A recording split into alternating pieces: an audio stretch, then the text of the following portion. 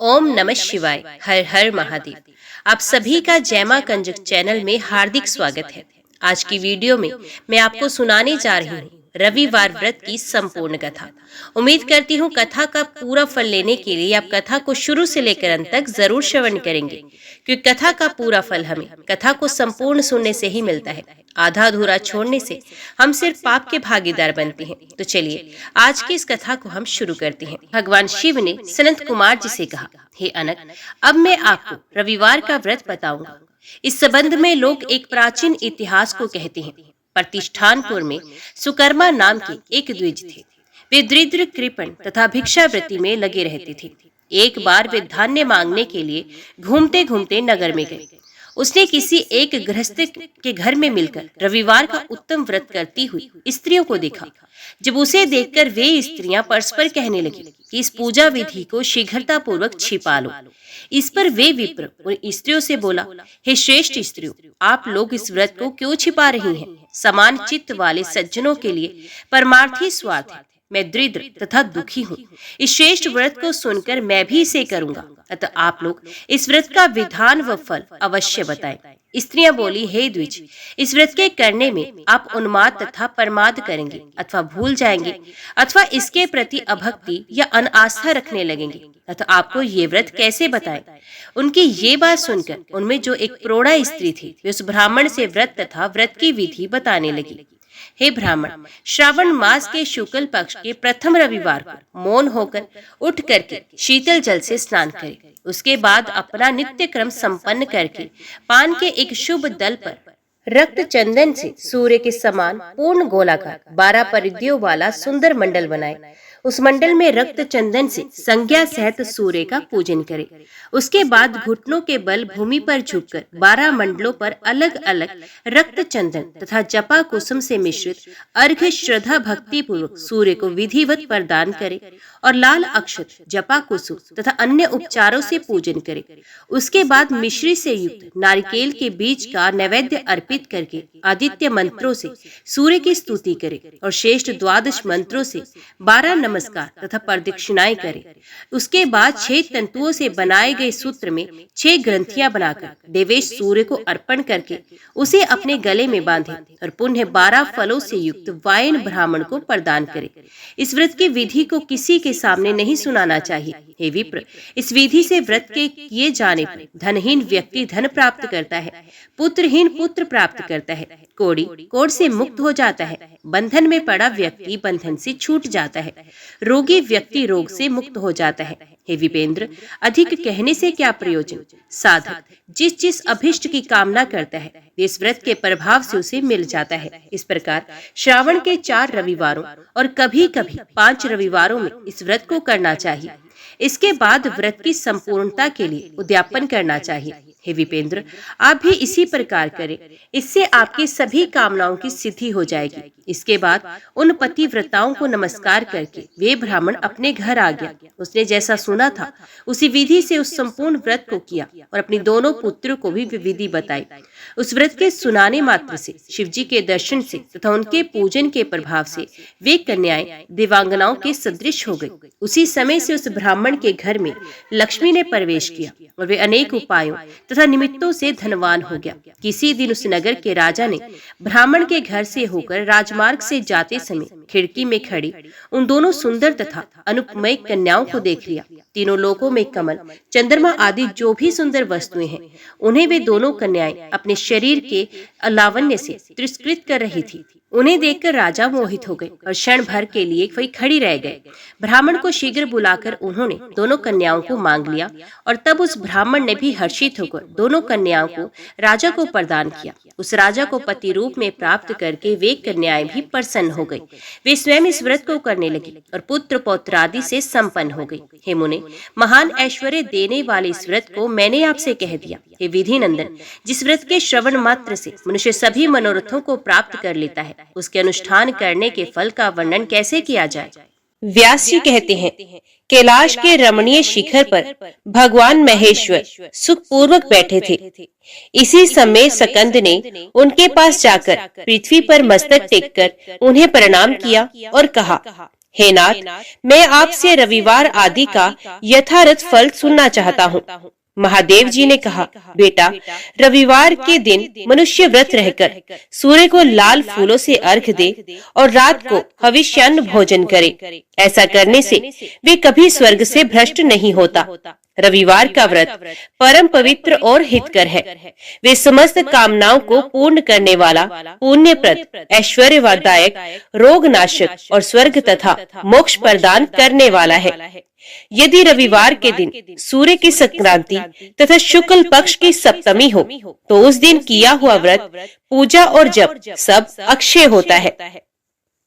शुक्ल पक्ष के रविवार को गृहपति सूर्य की पूजा करनी चाहिए। हाथ में फूल लें, लाल कमल पर विराजमान, सुंदर ग्रीवा से सुशोभित, रक्त वस्त्रधारी और लाल रंग के आभूषणों से विभूषित भगवान सूर्य का ध्यान करें और फूलों को सूंघ कर ईशान कोण की ओर फेंक दें। इसके बाद सूर्य गायत्री का जप करें। तदंतर गुरु के उपदेश के अनुसार विधि पूर्वक पूजा करें। भक्ति के साथ पुष्प और केले आदि के सुंदर फल अर्पण करके जल चढ़ाना चाहिए। जल के बाद चंदन, चंदन के बाद धूप, धूप के बाद दीप, दीप के पश्चात नैवेद्य तथा उसके बाद जल निवेदन करना चाहिए। तत्पश्चात जप, स्तुति मुद्रा और नमस्कार करना उचित है। पहली मुद्रा का नाम अंजलि और दूसरी का नाम धेनु है। इसी प्रकार जो सूर्य का पूजन करता है वे उन्हीं का सायुज्य प्राप्त करता है। भगवान सूर्य एक होते हुए भी काल भेद से नाना रूप धारण करके प्रत्येक मास में तपते रहते हैं। एक ही सूर्य 12 रूपों में प्रकट होते हैं। मार्गशीर्ष में मित्र, पोष में सनातन विष्णु, माघ में वरुण, फाल्गुन में सूर्य, चैत्र में भानु, वैशाख में तापन, ज्येष्ठ में इंद्र, आषाढ़ में रवि, श्रावण में गवस्त, भाद्रपद में यम, अश्विन में हिरण्यरेता और कार्तिक में दिवाकर तपते हैं। इस प्रकार 12 महीनों में भगवान सूर्य 12 नामों से पुकारे जाते हैं। इनका रूप अत्यंत विशाल, महान, तेजस्वी और परलेकालीन अग्नि के समान देदीप्यमान है। जो इस प्रसंग का नित्य पाठ करता है उसके शरीर में पाप नहीं रहता। उसे रोग, दरिद्रता और अपमान का कष्ट भी कभी नहीं उठाना पड़ता। वे यश, राज्य, सुख तथा अक्षय स्वर्ग प्राप्त करता है। अब मैं सबको प्रसन्नता प्रदान करने वाला सूर्य के उत्तम महामंत्र का वर्णन करता हूँ। उसका भाव इस प्रकार है। सहस्र भुजाओं से सुशोभित भगवान आदित्य को नमस्कार है। हाथ में कमल धारण करने वाले वरुण देव को बारंबार नमस्कार है। अंधकार का विनाश करने वाले सूर्य देव को अनेक बार नमस्कार है। ऋषिमय सहस्रों जिह्वाएं धारण करने वाले भानु को नमस्कार है। भगवान, तुम ही ब्रह्मा, तुम ही विष्णु और तुम ही रुद्र हो, तुम्हें नमस्कार है। तुम ही संपूर्ण प्राणियों के भीतर अग्नि और वायु रूप से विराजमान हो, तुम्हें बारंबार प्रणाम है। तुम्हारी सर्वत्र गति और सब भूतों में स्थिति है। तुम्हारे बिना किसी भी वस्तु की सत्ता नहीं है। तुम इस चराचर जगत में समस्त देहधारियों के भीतर स्थित हो। इस मंत्र का जप करके मनुष्य अपने संपूर्ण मनोवांछित पदार्थों तथा स्वर्ग आदि के भोग को प्राप्त करता है। आदित्य, भास्कर, सूर्य, अर्क, भानु, दिवाकर, स्वर्णरेता, मित्र, पूषा, त्वष्टा, स्वयंभू और तिमिराश, ये सूर्य के 12 नाम बताए गए हैं। जो मनुष्य पवित्र होकर सूर्य के इन 12 नामों का पाठ करता है वे सब पापों और रोगों से मुक्त होकर परम गति को प्राप्त होता है। षडानन, अब मैं महात्मा भास्कर के जो दूसरे प्रधान नाम हैं उनका वर्णन करता हूँ। तपन, तापन, कर्ता, हर्ता, महेश्वर, लोक साक्षी, त्रिलोकेश, व्योमाधिप, दिवाकर, अग्निगर्भ, महाविप्र, खग, सप्ताश्वाहन, पद्महस्त, तमोभेदी, ऋग्वेद, यजु सामक, कालप्रिय, पुंडरीक, मूल स्थान और भावी। जो मनुष्य भक्ति पूर्वक इन नामों का सदा स्मरण करता है उसे रोग का भय कैसे हो सकता है। कार्तिकेय, तुम यत्न पूर्वक सुनो। सूर्य का नाम स्मरण सब पापों को हरने वाला और शुभ है। महामते, आदित्य की महिमा के विषय में तनिक भी संदेह नहीं करना चाहिए। मंत्रों का जप, होम और संध्या उपासना करना चाहिए। ये मंत्र सब प्रकार से शांति देने वाले और संपूर्ण विघ्नों के विनाशक हैं। ये सब रोगों का नाश कर डालते हैं। अब महात्मा भास्कर के मूल मंत्र का वर्णन करूंगा, जो संपूर्ण कामनाओं को सिद्ध करने वाला है तथा भोग और मोक्ष प्रदान करता है। इस मंत्र से सदा सब प्रकार की सिद्धि प्राप्त होती है, ये निश्चित बात है। इसके जप से रोग नहीं सताते तथा किसी प्रकार के अनिष्ट का भय नहीं होता। ये मंत्र ना किसी को देना चाहिए और ना किसी से इसकी चर्चा करनी चाहिए, अपितु प्रयत्न पूर्वक इसका निरंतर जप करते रहना चाहिए। जो लोग अभक्त, संतानहीन, पाखंडी और लौकिक व्यवहारों में आसक्त हैं, उनसे तो इस मंत्र की कदापि चर्चा नहीं करनी चाहिए। संध्या और होम कर्म में मूल मंत्र का जप करना चाहिए। उसके जप से रोग और क्रूर ग्रहों का प्रभाव नष्ट हो जाता है। वत्स, दूसरे अनेकों शास्त्रों और बहुतेरे विस्तृत मंत्रों की क्या आवश्यकता है? इस मूल मंत्र का जप ही सब प्रकार की शांति तथा संपूर्ण मनोरथों की सिद्धि करने वाला है। देवता और ब्राह्मणों की निंदा करने वाले नास्तिक पुरुष को इसका उपदेश नहीं देना चाहिए। जो प्रतिदिन 1, 2 या 3 समय भगवान सूर्य के समीप इसका पाठ करता है, उसे अभीष्ट फल की प्राप्ति होती है। पुत्र की कामना वाले को पुत्र, कन्या चाहने वाले को कन्या, विद्या की अभिलाषा रखने वाले को विद्या और धनार्थी को धन मिलता है। जो शुद्ध आचार विचार से युक्त हो, संयम तथा भक्ति पूर्वक इस प्रसंग का श्रवण करता है, वे सब पापों से मुक्त हो सूर्य लोक को जाता है। सूर्य देवता के व्रत के दिन तथा अन्य व्रत, अनुष्ठान, यज्ञ, पुण्य स्थान और तीर्थों में जो इसका पाठ करता है, उसे कोटि गुना फल मिलता है। व्यास जी कहते हैं, मध्य देश में भद्रेश्वर नाम से प्रसिद्ध एक चक्रवर्ती राजा थे। वे बहुत सी तपस्याओं तथा नाना प्रकार के व्रतों से पवित्र हो गए थे। प्रतिदिन देवता, ब्राह्मण, अतिथि और गुरुजनों का पूजन करते थे। उनका बर्ताव न्याय के अनुकूल होता था।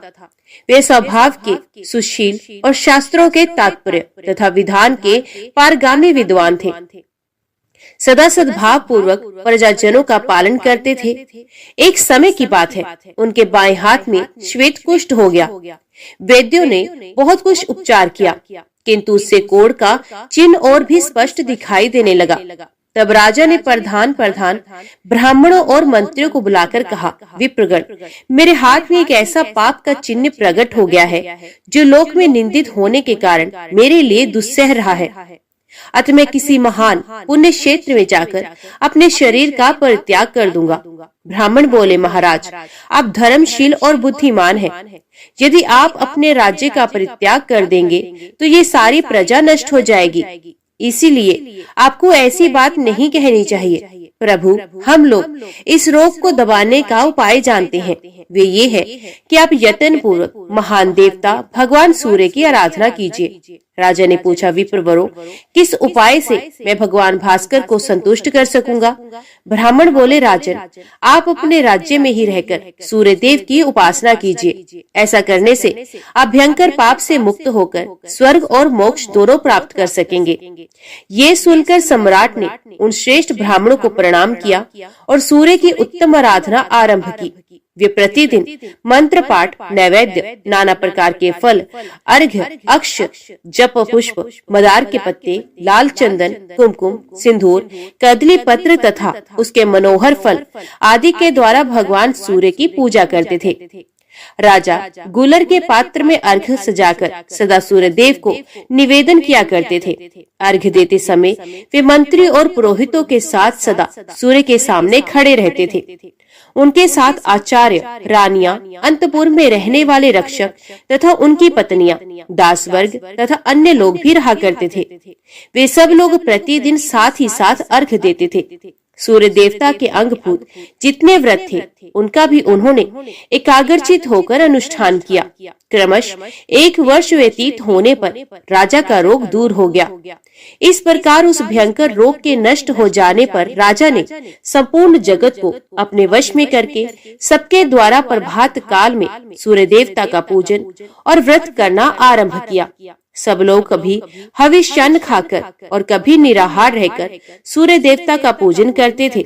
इस प्रकार ब्राह्मण, क्षत्रिय और वैश्य इन 3 वर्गों के द्वारा पूजित होकर भगवान सूर्य बहुत संतुष्ट हुए और कृपा पूर्वक राजा के पास आकर बोले, राजन, तुम्हारे मन में जिस वस्तु की इच्छा हो उसे वरदान के रूप में मांग लो। सेवकों और पूर्ववासियों सहित तुम सब लोगों का हित करने के लिए मैं उपस्थित हूँ। राजा ने कहा, सबको नेत्रदान करने वाले भगवान, यदि आप मुझे अभीष्ट वरदान देना चाहते हैं तो ऐसी कृपा कीजिए कि हम सब लोग आपके पास रहकर ही सुखी हों। सूर्य बोले, राजन, तुम्हारे मंत्री, पुरोहित, ब्राह्मण, स्त्रियां तथा अन्य परिवार के लोग सभी शुद्ध होकर कल्प पर्यंत मेरे रमणीय धाम में निवास करें। व्यास जी कहते हैं, यूं कहकर संसार को नेत्र प्रदान करने वाले भगवान सूर्य वहीं अंतर ध्यान हो गए। तदंतर राजा भद्रेश्वर अपने पूर्ववासियों सहित दिव्य लोक में आनंद का अनुभव करने लगे। वहाँ जो कीड़े मकोड़े आदि थे वे भी अपने पुत्र आदि के साथ प्रसन्नता पूर्वक स्वर्ग को सिधारे। इसी प्रकार राजा, ब्राह्मण, कठोर व्रतों का पालन करने वाले मुनि तथा क्षत्रिय आदि अन्य वर्ण सूर्य देवता के धाम में गए। जो मनुष्य पवित्रता पूर्वक इस प्रसंग का पाठ करता है उसके सब पापों का नाश हो जाता है तथा वे रुद्र की भांति इस पृथ्वी पर पूजित होता है। जो मानव स्वयं पूर्व इसका श्रवण करता है उसे अभीष्ट फल की प्राप्ति होती है। इस अत्यंत गोपनीय रहस्य का भगवान सूर्य ने यमराज को उपदेश दिया था। भूमंडल पर तो व्यास के द्वारा ही इसका प्रचार हुआ है। ब्रह्मा जी कहते हैं, नारद, इस तरह नाना प्रकार के धर्मों का निर्णय सुनाकर भगवान व्यास शम्यप्राश में चले गए। तुम भी इस तत्व को श्रद्धा पूर्वक जानकर सुख से विचरो और समय अनुसार भगवान श्री विष्णु के सुयश का सानंद दान करते रहो। साथ ही जगत को धर्म का उपदेश देते हुए जगत गुरु भगवान को प्रसन्न करो। बोल सत्य जी कहते हैं, भीष्म, ब्रह्मा जी के ऐसा कहने पर देवर्षि नारद मुनिवर श्री नारायण का दर्शन करने के लिए गंधमादन पर्वत पर बद्री का आश्रम तीर्थ में चले गए। ओम सूर्याय नमः। अभी श्रवण कीजिए दूसरी कथा। मार्कंडेय जी ने कहा, वत्स, प्रजापति ब्रह्मा जी को आदि बनाकर जिसकी प्रवृत्ति हुई है तथा जो संपूर्ण जगत का मूल कारण है, उस राजवंश का तथा उसमें प्रकट हुए राजाओं के चरित्रों का वर्णन सुनो। जिस वंश में मनु, इक्ष्वाकु, अनर्ण्य, भगीरथ तथा अन्य सैकड़ों राजा जिन्होंने पृथ्वी का पालन किया था उत्पन्न हुए थे, वे सभी धर्मज्ञ, यज्ञकर्ता, शूरवीर तथा परम तत्व के ज्ञाता थे। ऐसे वंश का वर्णन सुनकर मनुष्य समस्त पापों से छूट जाता है। पूर्व काल में प्रजापति ब्रह्मा ने नाना प्रकार की प्रजा को उत्पन्न करने की इच्छा लेकर दाहिने अंगूठे से दक्ष को उत्पन्न किया और बाएं अंगूठे से उनकी पत्नी को प्रकट किया। दक्ष की अदिति नाम की एक सुंदर कन्या उत्पन्न हुई, जिसके गर्भ से कश्यप ने भगवान सूर्य को जन्म दिया। क्रोष्टकी ने पूछा, भगवान, मैं भगवान सूर्य के यथार्थ स्वरूप का वर्णन सुनना चाहता हूँ। वे किस प्रकार कश्यप जी के पुत्र हुए, कश्यप और अदिति ने कैसी उनकी आराधना की, उनके यहाँ अवतीर्ण हुए भगवान सूर्य का कैसा प्रभाव है, ये सब बातें यथार्थ रूप से बताइए। मार्कंडेय जी ने कहा, ब्राह्मण, पहले ये संपूर्ण लोक प्रभा और प्रकाश से रहित था। चारों ओर घोर अंधकार घेरा डाले हुए था। उस समय परम कारण स्वरूप एक अविनाशी एवं बृहत अंड प्रकट हुआ। उसके भीतर सबके प्रपिता महा जगत के स्वामी लोक सृष्टा कमल योनि साक्षात ब्रह्मा जी विराजमान थे। उन्होंने उस अंड का भेदन किया। महामुने उन ब्रह्मा जी के मुख से ओंकार ये महान शब्द प्रकट हुआ। उससे पहले भू और फिर भूमम तदंतर स्वः ये 3 व्याख्याएं उत्पन्न हुई, जो भगवान सूर्य का स्वरूप है। ओंकार इस स्वरूप से सूर्यदेव का अत्यंत सूक्ष्म रूप प्रकट हुआ। उससे मह ये स्थूल रूप हुआ। फिर उससे जन ये स्थूलतर रूप उत्पन्न हुआ। उससे तप और तप से सत्य प्रकट हुआ। इस प्रकार ये सूर्य के 7 स्वरूप स्थित हैं, जो कभी प्रकाशित होते हैं और कभी अप्रकाशित रहते हैं। ब्राह्मण, मैंने ओम ये रूप बताया है। ये सृष्टि का आदि अंत अत्यंत सूक्ष्म एवं निराकार है। वही परब्रह्म तथा वही ब्रह्म का स्वरूप है। उक्त अंड का भेदन होने पर अव्यक्त जन्मा ब्रह्मा जी के प्रथम मुख से ऋचाएं प्रकट हुई। उनका वर्ण जपा कुसुम के समान था। वे सब तेजोमय, एक दूसरी से पृथक तथा रजोमय रूप धारण करने वाली थी। तत्पश्चात ब्रह्मा जी के दक्षिण मुख से यजुर्वेद के मंत्र अबाध रूप से प्रकट हुए। जैसा स्वर्ण का रंग होता है वैसा ही उनका भी था। वे भी एक दूसरे से पृथक पृथक थे। फिर परमेष्ठी ब्रह्मा के पश्चिम मुख से सामवेद के छंद प्रकट हुए। संपूर्ण अथर्ववेद, जिसका रंग भ्रमर और कज्जल राशि के समान काला था तथा जिसमें अभिचार और शांति क्रम के प्रयोग हैं, ब्रह्मा जी के उत्तर मुख से प्रकट हुआ।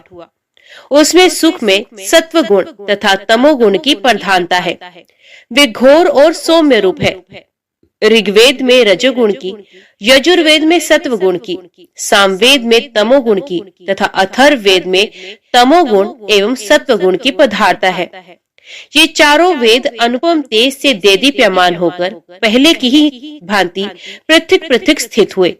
तत्पश्चात वे प्रथम तेज, जो ओम के नाम से पुकारा जाता है, अपने स्वभाव से प्रकट हुए ऋग्वेद में तेज का व्याप्त करके स्थित हुआ।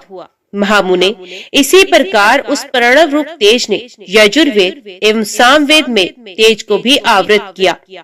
इस प्रकार उस अधिष्ठान स्वरूप परम तेज ओंकार में चारों वेद में तेज एक तव को प्राप्त हुए। ब्राह्मण तदंत्र वे पूंजीभूत उत्तम वैदिक तेज परम तेज प्रणव के साथ मिलकर जब एक तव को प्राप्त होता है, तब सबके आदि में प्रकट होने के कारण उसका नाम आदित्य होता है। महाभाग, वे आदित्य ही इस विश्व का अविनाशी कारण है। प्रातः काल, मध्याह्न तथा अपराह्न काल में आदित्य की अंगभूत वेदत्रिय है, जिसे क्रमश ऋक, यजु और साम कहते हैं, वो तपती है। पूर्वाह में ऋग्वेद, मध्याह्न में यजुर्वेद तथा अपराह्न में सामवेद तपता है। इसलिए ऋगोदोक्त शांति क्रम पूर्वाह्न में, यजुर्वेद पौष्टिक क्रम मध्याह्न में तथा सामवेदोक्त अभिचारिक क्रम अपराह्न काल में निश्चित किया गया है। अभिचारिक क्रम मध्याह्न और अपराह्न दोनों कालों में किया जा सकता है, किंतु पितरों के श्राद्ध आदि काल अपराह्न काल में ही सामवेद के मंत्रों से करने चाहिए। सृष्टि काल में ब्रह्मा, ऋग्वेद में पालन काल में विष्णु, यजुर्वेद में तथा संहार काल में रुद्र सामवेद में कहे गए हैं। अतएव सामवेद की ध्वनि अपवित्र मानी गई है। इसी प्रकार भगवान सूर्य वेदात्मा, वेदों में स्थित वेद विद्या स्वरूप तथा परम पुरुष कहलाते हैं। वे सनातन देवता सूर्य ही रजोगुण और सत्वगुण आदि का आश्रय लेकर क्रमश सृष्टि, पालन और संहार के हेतु बनते हैं और इन क्रमों के अनुसार ब्रह्मा, विष्णु आदि नाम धारण करते हैं। वे देवताओं द्वारा सदा स्तवन करने योग्य हैं, वेद स्वरूप हैं। उनका कोई पृथक रूप नहीं है। वे सबके आदि हैं। संपूर्ण मनुष्य उन्हीं के स्वरूप हैं। विश्व की आधारभूता ज्योति भी वही है। उनके धर्म अथवा तत्व का ठीक ठीक ज्ञान नहीं होता। वे वेदांत गम्य, ब्रह्म एवं पर से भी पर हैं। तदंतर भगवान सूर्य के तेज से नीचे तथा ऊपर के सभी लोग संतप्त होने लगे। ये देखकर सृष्टि की इच्छा रखने वाले कमल योनि ब्रह्मा जी ने सोचा, सृष्टि, पालन और संहार के कारणभूत भगवान सूर्य के सब ओर फैले हुए तेज से मेरी रची हुई सृष्टि भी नाश को प्राप्त हो जाएगी। जल ही समस्त प्राणियों का जीवन है। वे जल सूर्य के तेज से सूखा जा रहा है। जल के बिना इस विश्व की सृष्टि हो ही नहीं सकती। ऐसा विचार कर लोक पिता वहां भगवान ब्रह्मा ने एकाग्रचित होकर भगवान सूर्य की स्तुति आरंभ की। ब्रह्मा जी बोले, ये सब कुछ जिनका स्वरूप है, जो सर्व में है, संपूर्ण विश्व जिनका शरीर है, जो परम ज्योति स्वरूप है, तथा योगी जन जिनका ध्यान करते हैं, उन भगवान सूर्य को मैं नमस्कार करता हूँ, जो ऋग्वेद में है, यजुर्वेद के अधिष्ठान है, सामदेव की योनि है, जिनकी शक्ति का चिंतन नहीं हो सकता, जो स्थूल रूप में 3 वेद में है और सूक्ष्म रूप में प्रणव की अर्धमात्रा है, तथा जो गुणों से परे एवं पर ब्रह्म स्वरूप है, उन भगवान सूर्य को मेरा नमस्कार है। भगवान आप सबके कारण परम ज्ञेय आदि पुरुष परम ज्योति ज्ञानातीत स्वरूप देवता रूप से स्थूल तथा पर से भी परे और सबके आदि एवं प्रभा का विस्तार करने वाले हैं। मैं आपको नमस्कार करता हूँ। आपकी जो आदर्श शक्ति है उसकी प्रेरणा से मैं जल, पृथ्वी, अग्नि, वायु, उनके देवता तथा प्रणव आदि से युक्त समस्त सृष्टि की रचना करता हूँ। इसी प्रकार पालन और संहार भी मैं उस आदिश शक्ति की प्रेरणा से ही करता हूँ, अपनी इच्छा से नहीं। भगवान आप ही अग्नि स्वरूप हैं। आप जब जल सोख लेते हैं तब मैं पृथ्वी तथा जगत की सृष्टि करता हूँ। आप ही सर्वव्यापी एवं आकाश स्वरूप हैं तथा आप ही इस पांच भौतिक जगत का पूर्ण रूप से पालन करते हैं। सूर्य देव परमात्म तत्व के ज्ञाता विद्वान पुरुष सर्वयज्ञ में विष्णु स्वरूप आपका ही यज्ञ द्वारा यजन करते हैं तथा अपनी मुक्ति की इच्छा रखने वाले जितेंद्रिय यति आप सर्वेश्वर परमात्मा का ही ध्यान करते हैं। देव स्वरूप आपको नमस्कार है। यज्ञ रूप आपको प्रणाम है। योग्यों के धैर्य पर ब्रह्म स्वरूप आपको नमस्कार है।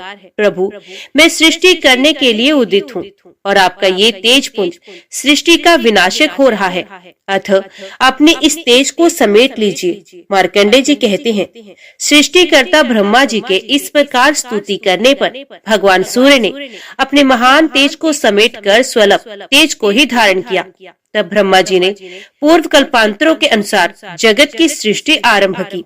महामुने ब्रह्मा जी ने पहले की ही भांति देवताओं, असुरों, मनुष्यों, पशु पक्षियों, वृक्ष लताओं तथा नरक आदि की भी सृष्टि की। मार्कंडे जी कहते हैं मुने इस जगत की सृष्टि करके ब्रह्मा जी ने पूर्व कल्पों के अनुसार वर्ण, आश्रम, समुद्र, पर्वत और द्वीपों का विभाग किया।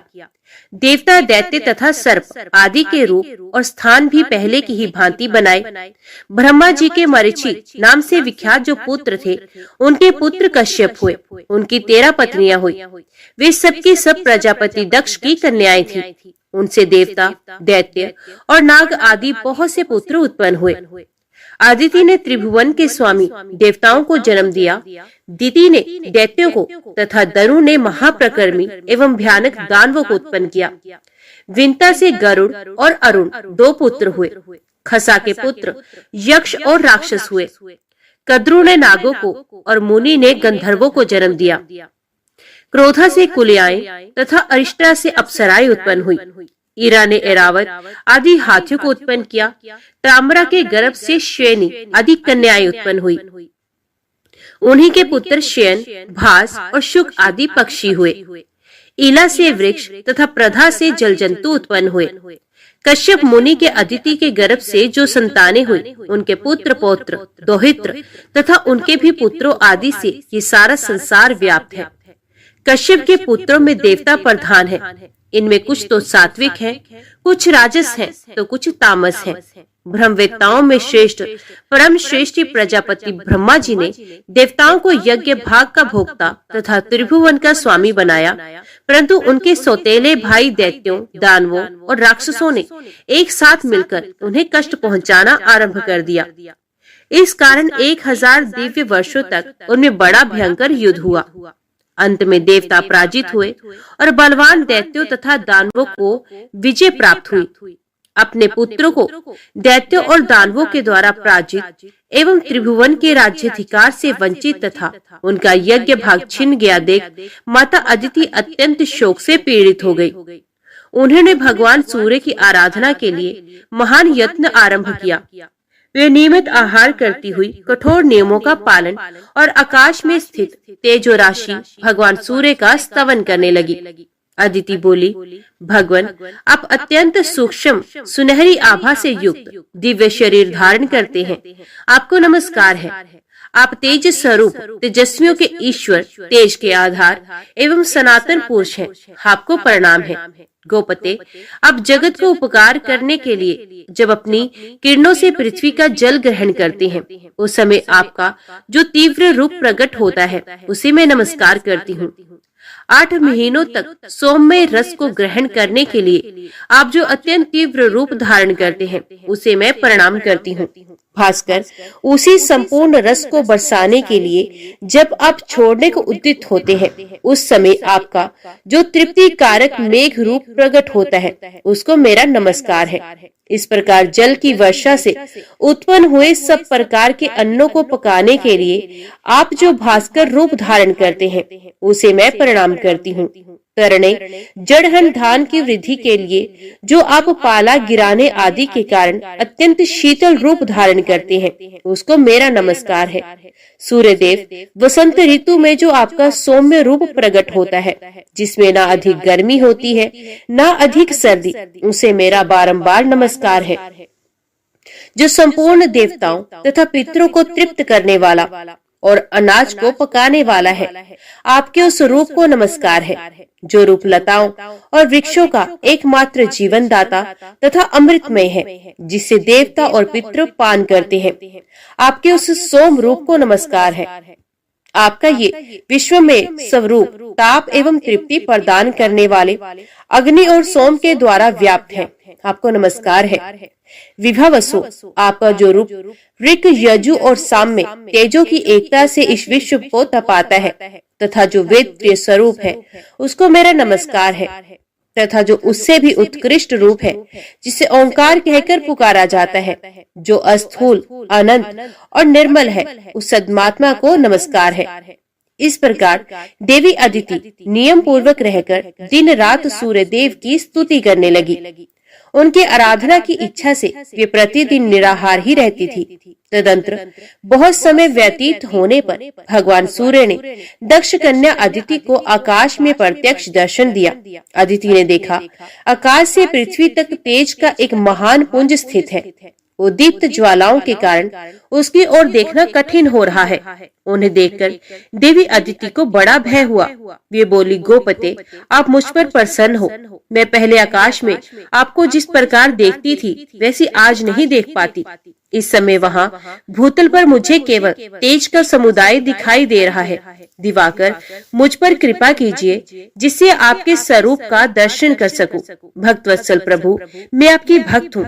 आप मेरे पुत्रों की रक्षा कीजिए। आप ही ब्रह्मा होकर इस विश्व की सृष्टि करते हैं। आप ही पालन करने के लिए उदित होकर इसकी रक्षा करते हैं, तथा अंत में ये सब कुछ आप में ही लीन होता है। संपूर्ण लोकों में आपके सिवा दूसरी कोई गति नहीं। आप ही ब्रह्मा, विष्णु, शिव, इंद्र, कुबेर, यम, वरुण, वायु, चंद्रमा, अग्नि, आकाश, पर्वत और समुद्र है। आपका तेज सबकी आत्मा है। आपकी क्या स्तुति की जाए। यज्ञेश्वर प्रतिदिन अपने क्रम में लगे हुए ब्राह्मण भांति भांति के पदों से आपकी स्तुति करते हुए यजन करते हैं। जिन्होंने अपने चित्त को वश में कर लिया, वे योगनिष्ठ पुरुष योग मार्ग से आपका ही ध्यान करते हुए परम पद को प्राप्त होते हैं। आप विश्व को ताप देते, उसे पकाते, उसकी रक्षा करते हैं, उसे भस्म कर डालते हैं, और फिर आप ही जल गर्भित शीतल किरणों द्वारा इस विश्व को प्रकट करते और आनंद देते हैं। कमल योनि ब्रह्मा के रूप में आप ही सृष्टि करते हैं। विष्णु नाम से आप ही पालन करते हैं, तथा कल्पांत में रुद्र रूप धारण करके आप ही संपूर्ण जगत का संहार करते हैं। मार्कंडे जी कहते हैं, तदंतर भगवान सूर्य अपने उस तेज से प्रकट हुए। उस समय वे तपाए हुए तांबे के समान कांतिमान दिखाई देते थे। देवी अदिति उनका दर्शन करके चरणों में गिर पड़ी। तब भगवान सूर्य ने कहा, देवी, तुम्हारी जो इच्छा हो वे वर मुझसे मांगो। तब देवी अदिति घुटने के बल से पृथ्वी पर बैठ गई और मस्तक नवाकर प्रणाम करके वरदायक भगवान सूर्य से बोली, देव, आप प्रसन्न हो। अधिक बलवान दैत्यों और दानवों ने मेरे पुत्रों के हाथ से त्रिभुवन का राज्य और यज्ञ भाग छीन लिए हैं। गोपते, उन्हें प्राप्त कराने के निमित्त आप मुझ पर कृपा करें। आप अपने अंश से देवताओं के बंधु होकर उनके शत्रुओं का नाश करें। प्रभु, आप ऐसी कृपा करें जिससे मेरे पुत्र पुण्य यज्ञ भाग के भोक्ता तथा त्रिभुवन के स्वामी हो जाए। तब भगवान सूर्य ने अदिति से प्रसन्न होकर कहा, देवी, मैं अपने सहस्त्र अंशों से तुम्हारे गर्भ से अवतीर्ण होकर तुम्हारे पुत्र के शत्रुओं का नाश करूंगा। इतना कहकर भगवान सूर्य अंतर्ध्यान हो गए और अदिति भी संपूर्ण मनोरथ सिद्ध हो जाने के कारण तपस्या में निवृत्त हो गई। तदंतर सूर्य की सुषमा नाम वाली किरण, जो सहस्र किरणों का समुदाय थी, देव माता अदिति के गर्भ में अवतीर्ण हुई।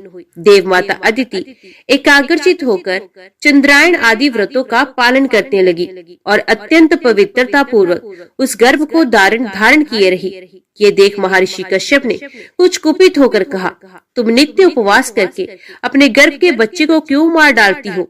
ये सुनकर उसने कहा, देखिए, ये रहा गर्भ का बच्चा, मैंने इसे मारा नहीं है, ये स्वयं ही अपने शत्रु को मारने वाला है। यूं कहकर देवी अदिति ने उस गर्भ को उदर से बाहर कर दिया। वे अपने तेज से प्रज्वलित हो रहा था।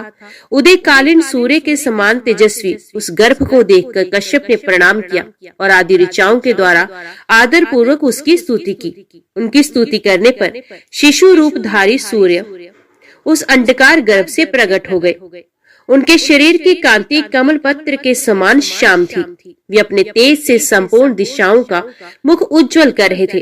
तदंतर मुनि श्रेष्ठ कश्यप को संबोधित करके मेघ के समान गंभीर वाणी में आकाशवाणी हुई, मुने, तुमने अदिति से कहा था कि इस अंडे को क्यों मार रही हो?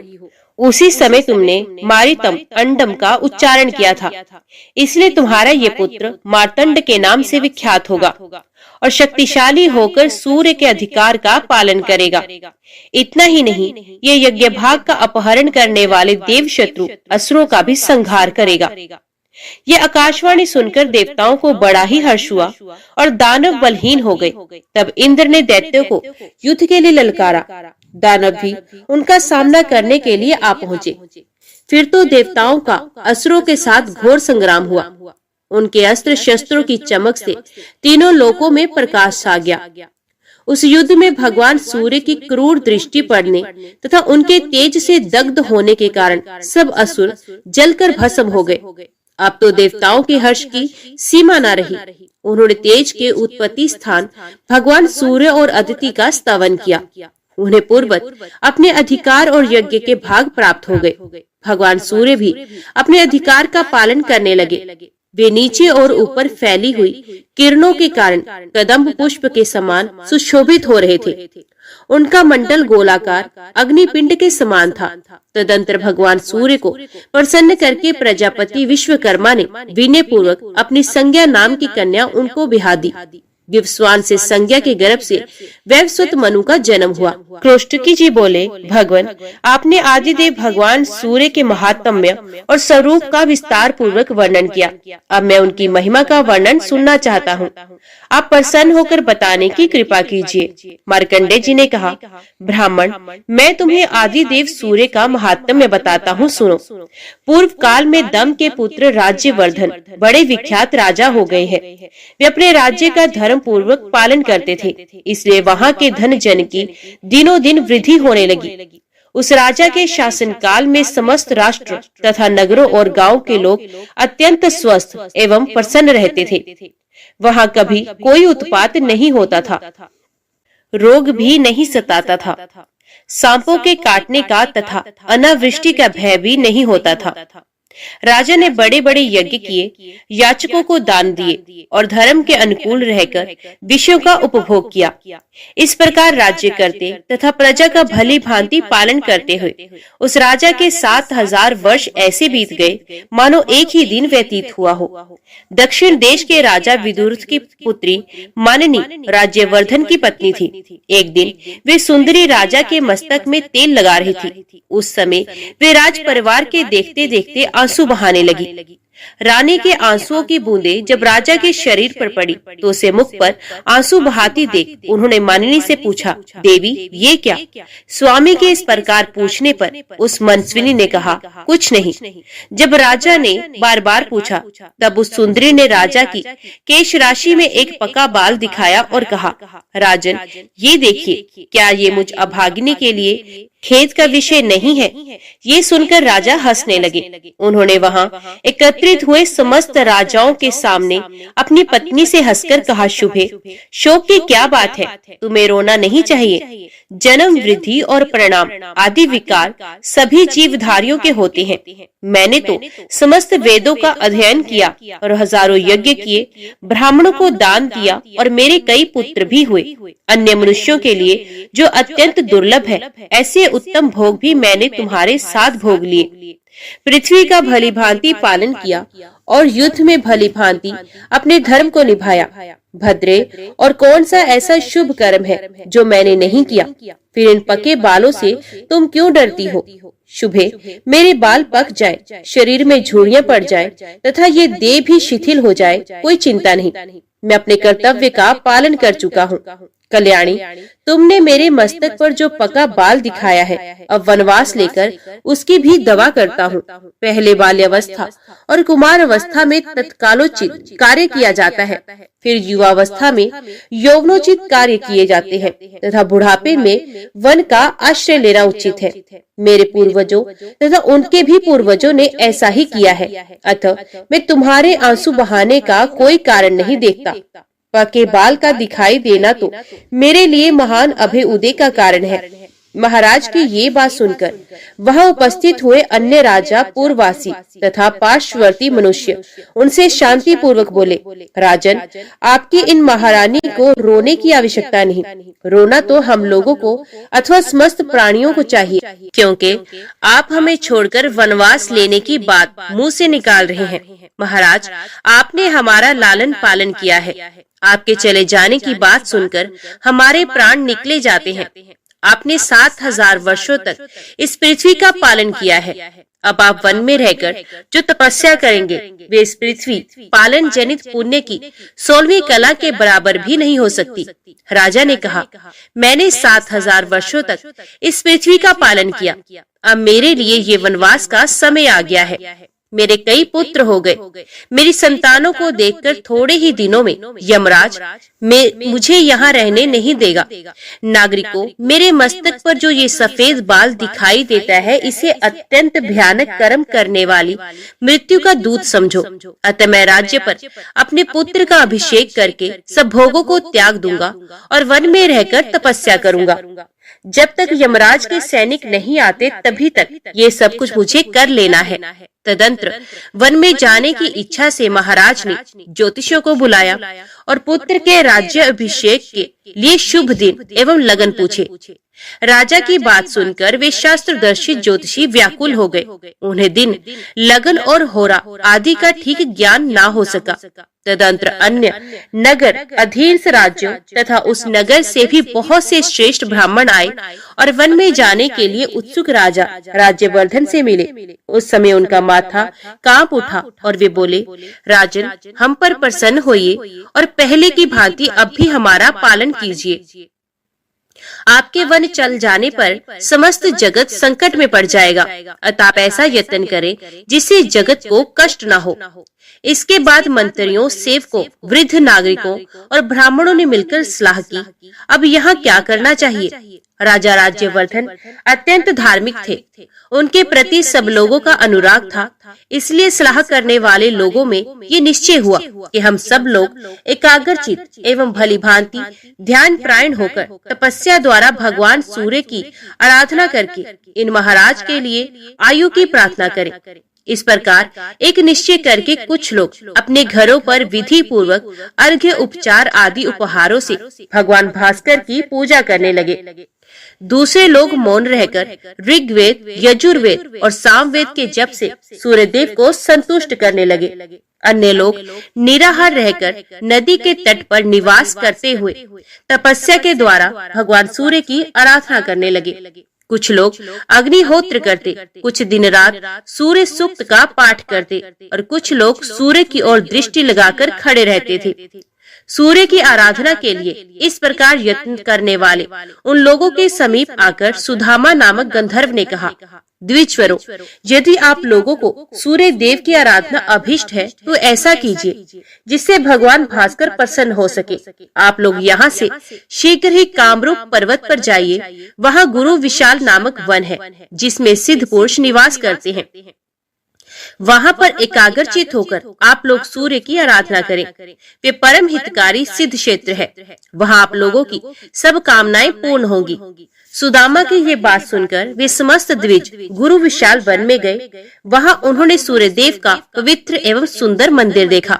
उस स्थान पर ब्राह्मण आदि तीनों वर्णों के लोग मिताहारी एवं एकाग्रचित होकर पुष्प, चंदन, धूप, गंध, जप, होम, अन्न और दीप आदि के द्वारा भगवान सूर्य की पूजा एवं स्तुति करने लगे। ब्राह्मण बोले, देवता, दानव, यक्ष, ग्रह और नक्षत्रों में भी जो सबसे अधिक तेजस्वी हैं, उन भगवान सूर्य की हम शरण लेते हैं।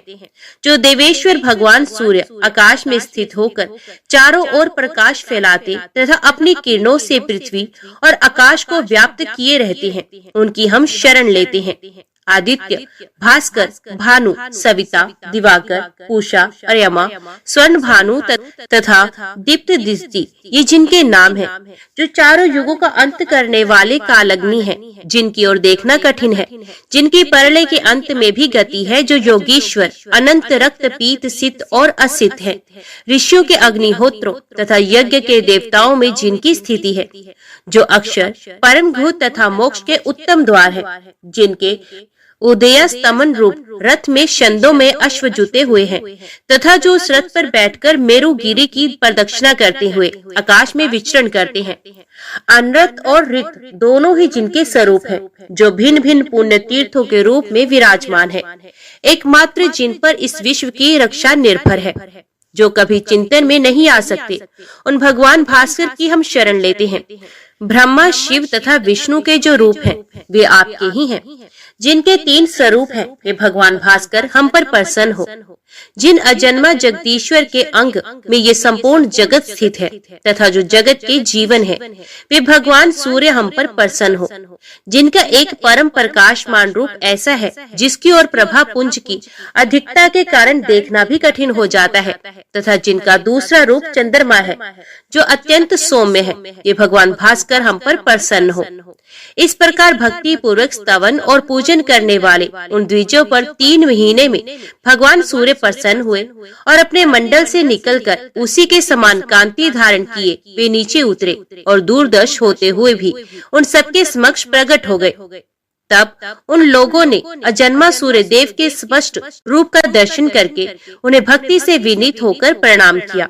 उस समय उनके शरीर में रोमांच और कंप हो रहा था। वे बोले, सहस्त्र किरणों वाले सूर्य देव, आपको बारंबार नमस्कार है। आप सबके हेतु तथा संपूर्ण जगत के विजय केतु हैं।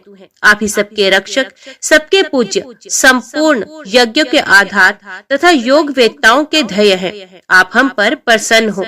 मार्कंडेय जी कहते हैं, तब भगवान सूर्य ने प्रसन्न होकर सब लोगों से कहा, विचकर आपको जिस वस्तु की इच्छा हो वे मुझसे मांगे। ये सुनकर ब्राह्मण आदि वर्णों के लोगों ने उन्हें प्रणाम करके कहा, अंधकार का नाश करने वाले भगवान सूर्य देव, यदि आप हमारी भक्ति से प्रसन्न हैं, तो हमारे राजा राज्यवर्धन निरोग, शत्रु विजय, सुंदर केशों से युक्त तथा स्थिर यौवन वाले होकर 10,000 वर्षों तक जीवित रहे। तथास्तु कहकर भगवान सूर्य अंतर ध्यान हो गए। वे सब लोग भी मनोवांछित वर पाकर प्रसन्नता पूर्वक महाराज के पास लौट आए। वहाँ उन्होंने सूर्य से वर पाने आदि की सब बातें यथावत कह सुनाई। ये सुनकर रानी मानिनी को बड़ा हर्ष हुआ, परंतु राजा बहुत देर तक चिंता में पड़े रहे। वे उन लोगों से कुछ न बोल सके। मानिनी का हृदय हर्ष से भरा हुआ था। वे बोली, महाराज, बड़े भाग्य से आयु की वृद्धि हुई है। आपका अभय उदय हो। राजन, इतने बड़े अभय उदय के समय आपको प्रसन्नता क्यों नहीं होती? 10,000 वर्षों तक आप निरोग रहेंगे, आपकी जवानी स्थिर रहेगी, फिर भी आपको खुशी क्यों नहीं होती? राजा बोले, कल्याणी, मेरा अभय उदय कैसे हुआ? तुम मेरा अभिनंदन क्यों करती हो? जब हजार दुख प्राप्त हो रहे हैं, उस समय किसी को बधाई देना क्या उचित माना जाता है? मैं अकेला ही तो 10,000 वर्षों तक जीवित रहूंगा, मेरे साथ तुम तो नहीं रहोगी। क्या तुम्हारे मरने पर मुझे दुख नहीं होगा? पुत्र, पौत्र, परपौत्र, इष्ट, बंधु बांधव, भक्त, सेवक तथा मित्र वर्ग, वे सब मेरी मेरी आंखों के सामने मरेंगे, उस समय मुझे अपार दुख का सामना करना पड़ेगा। जिन लोगों ने अत्यंत दुर्बल होकर शरीर की नाड़ियां सुखा सुखाकर मेरे लिए तपस्या की, वे सब तो मरेंगे और मैं भोग भोगते हुए जीवित रहूंगा। ऐसी दशा में क्या मैं धिक्कार देने योग्य नहीं हूँ? सुंदरी, इस प्रकार मुझ पर आपत्ति आ गई, मेरा अभ्युदय नहीं हुआ। क्या तुम इस बात को नहीं समझती? फिर क्यों मेरा अभिनंदन कर रही हो? मानिनी बोली, महाराज, आप जो कहते हैं वे सब ठीक है। मैंने तथा पूर्ववासियों ने आपके प्रेमवश इस दोष की ओर देखा और नहीं देखा। नरनाथ, ऐसी अवस्था में क्या करना चाहिए ये आप ही सोचे, क्योंकि भगवान सूर्य ने प्रसन्न होकर जो कुछ कहा है वे अन्यथा नहीं हो सकता। राजा ने कहा, देवी, पूर्ववासियों और सेवकों ने प्रेमवश मेरे साथ जो उपकार किया है उसका बदला चुकाए बिना मैं किस प्रकार भोग भोगूंगा? यदि भगवान सूर्य की ऐसी कृपा हो कि समस्त प्रजा भृत्य वर्ग, तुम, अपने पुत्र पौत्र परपौत्र और मित्र भी जीवित रह सके, तो मैं राज्य सिंहासन पर बैठकर प्रसन्नता पूर्वक भोगों का उपभोग कर सकूंगा।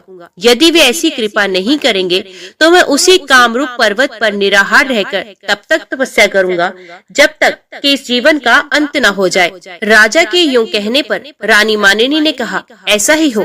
फिर वे भी महाराज के साथ कामरूप पर्वत पर चली गई। वहां पहुंचकर राजा ने पत्नी के साथ सूर्य मंदिर में जाकर सेवा प्रायण हो भगवान भानु की आराधना आरंभ की। दोनों दंपत्ति उपवास करते करते दुर्बल हो गए। सर्दी, गर्मी और वायु का कष्ट सहन करते हुए दोनों ने घोर तपस्या की। सूर्य की पूजा और भारी तपस्या करते करते जब 1 वर्ष से अधिक समय व्यतीत हो गया, तब भगवान भास्कर प्रसन्न हुए। उन्होंने राजा को समस्त सेवकों, पूर्ववासियों और पुत्रों आदि के लिए इच्छा अनुसार वरदान दिया। वर पाकर राजा अपने नगर को लौट आए और धर्म पूर्वक प्रजा का पालन करते हुए बड़ी प्रसन्नता के साथ राज्य करने लगे। धर्मज्ञ राजा ने बहुत से यज्ञ किए और दिन रात खुले हाथ से दान दिए। वे अपने पुत्र, पौत्र और भृत्य आदि के साथ यौवन को स्थिर रखते हुए 10,000 वर्षों तक जीवित रहे। उनका ये चरित्र देखकर भृगुवंशी प्रमिति ने विस्मित होकर ये गाथा गाई, आहो, भगवान सूर्य के भजन की कैसी शक्ति है, जिससे राजा राज्यवर्धन अपने तथा स्वजनों के लिए आयुवर्धन बन गए। जो मनुष्य ब्राह्मणों के मुख से भगवान सूर्य के इस उत्तम महात्म्य का श्रवण तथा पाठ करता है, वे 7 रात के लिए किए हुए पापों से मुक्त हो जाता है। मुनि श्रेष्ठ, इस प्रसंग से सूर्यदेव के जो मंत्र आए हैं उनमें से जो एक एक का भी यदि तीनों संध्याओं के समय जप किया जाए तो वे समस्त पातकों का नाश करने वाला होता है। सूर्य के जिस मंदिर में इस समूचे महात्म्य का पाठ किया जाता है वहाँ भगवान सूर्य अपना सानिध्य नहीं छोड़ते। अतः ब्राह्मण, यदि तुम्हें महान पुण्य की प्राप्ति अभीष्ट हो तो सूर्य के इस उत्तम महात्म्य को मन ही मन धारण एवं जप करते रहो। द्विश्रेष्ठ, जो सोने के सींग और अत्यंत सुंदर शरीर वाली दुधारू गाय दान करता है तथा जो अपने मन को संयम में रखकर 3 दिनों तक इस महात्म्य का श्रवण करता है, उन दोनों का समान ही पुण्य फल की प्राप्ति होती है। ओम सूर्याय नमः। ओम नमो भगवते वासुदेवाय नमः। आज की वीडियो में इतना ही। उम्मीद करती हूँ वीडियो आपको पसंद आई होगी।